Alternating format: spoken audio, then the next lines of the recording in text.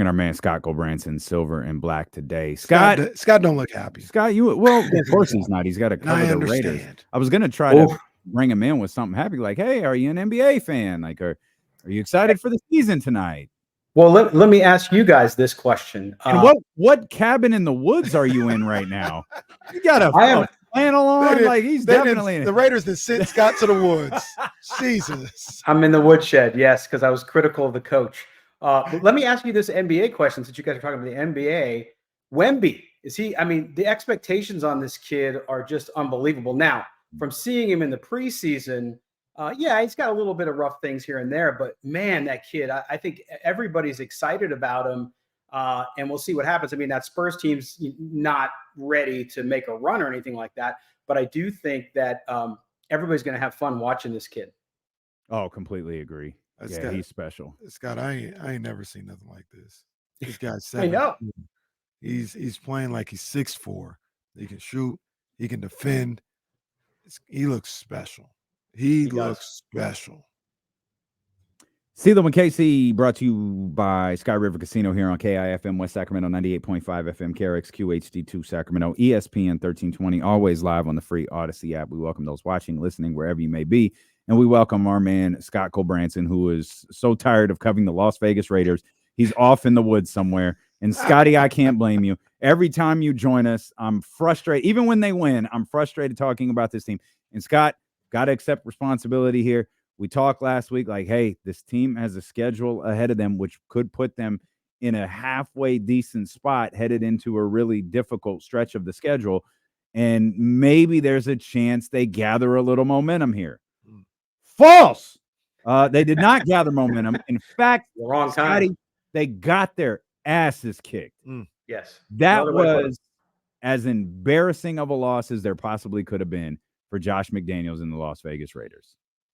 Well, and it's a series. It's one in a series of embarrassing losses under Josh McDaniels in 24 games. You know, that's the thing with our show. I'm pretty even keeled, right? I don't get fired because I'm not a fan. I don't do a show as a fan. I do it as an objective observer who covers the Raiders.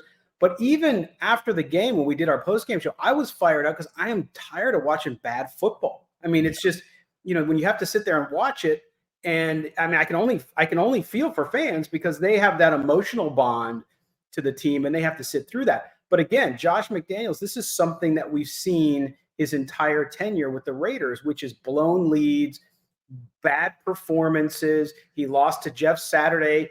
This Jeff Saturday's only win as a professional head coach was against the Raiders in their own house.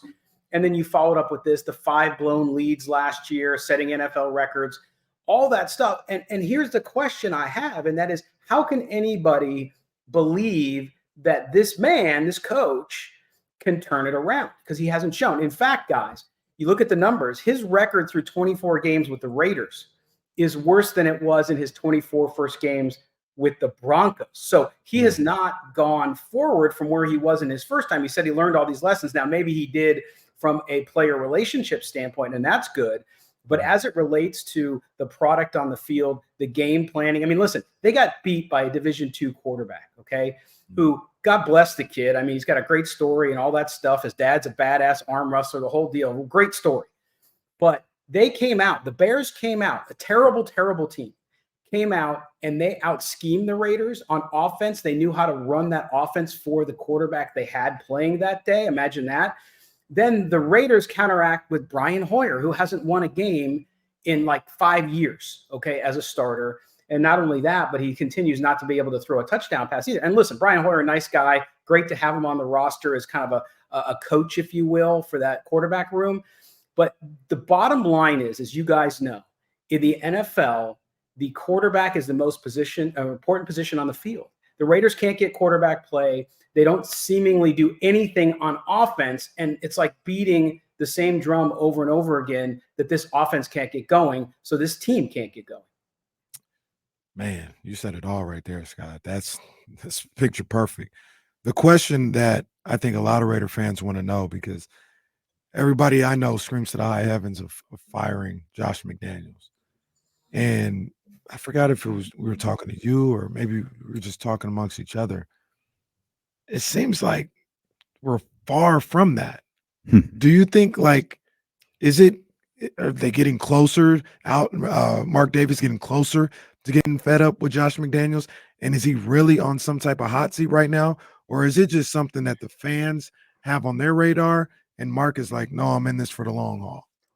Well, I think anything can happen. He can't be happy. Clearly, I mean, look, the team is regressing on offense. The Raiders' offense. There's 4 categories: touchdowns, yards, rushing yards.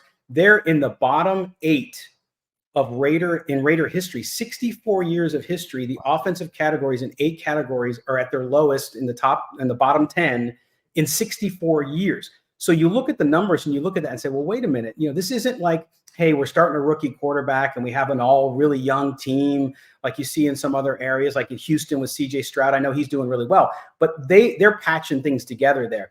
This is a $102 million offense with Devontae Adams, with Josh Jacobs, who still can't get going, with an offensive line that he kept, except for the right guard. He kept that offensive line. He didn't try to improve it. He felt like he had what he needed.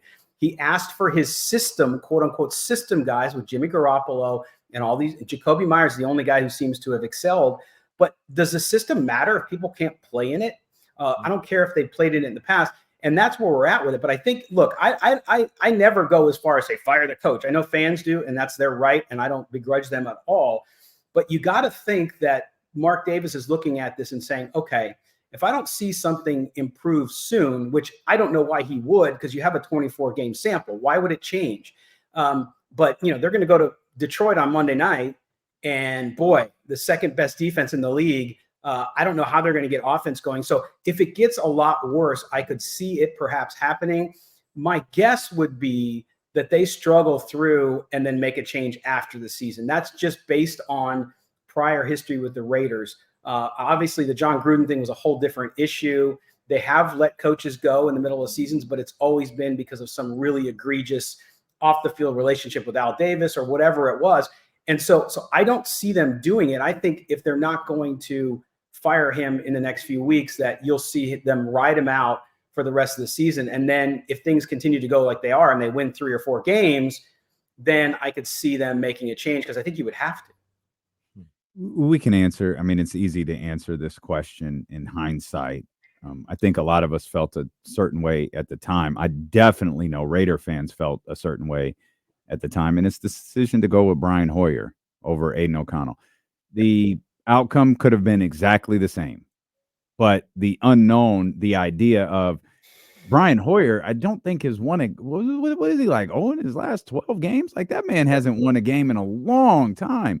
I think Raider fans were like, let's see what we have with this kid and see if it amounts to anything.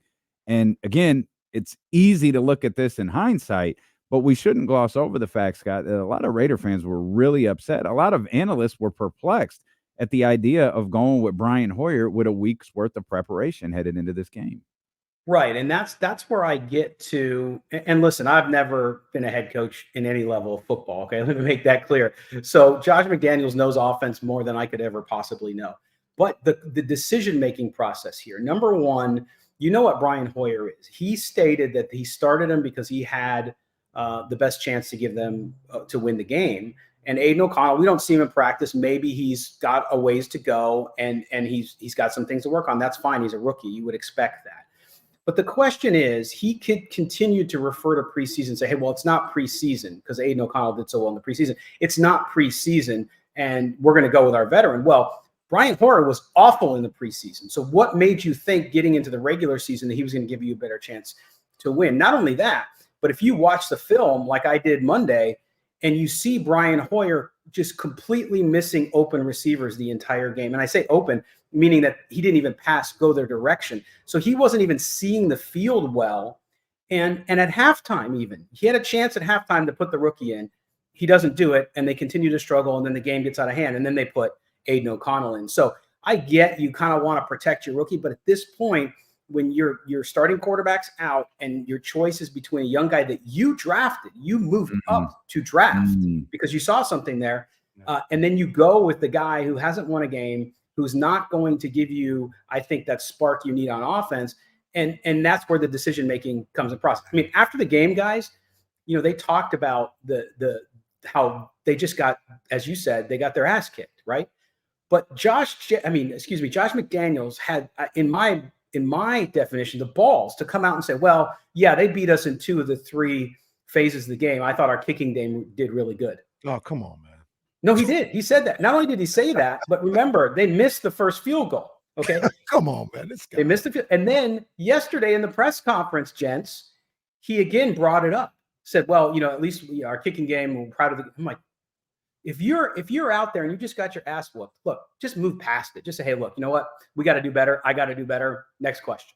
Why would you even think? But I think it shows to a point that he's not necessarily recognizing himself what some of the issues are. And if he's not, boy, it's hard to talk to a Raider fan and say, hey, have some hope, because I just don't see what he's done and what he's able to do to turn it around. Could they turn it around? Yeah, they could. They got talent on offense.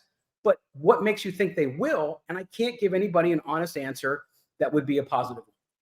So real quick before we get you out of here, this is the thing that might seal his fate.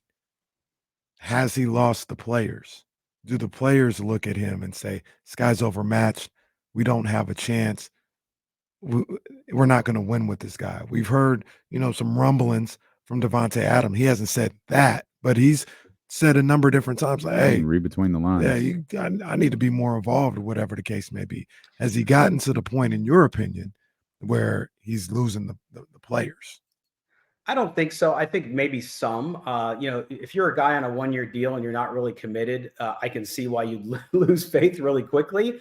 But there's been no indication that there's kind of that issue yet, because I think that is the one thing that could force Mark Davis's hand to make a change at coach during the season. But there's been no indication of that so far. Fans want to say that that's happening, but there's coming out of that locker room and from the beat guys down the line that we talked to, I've not heard that one bit.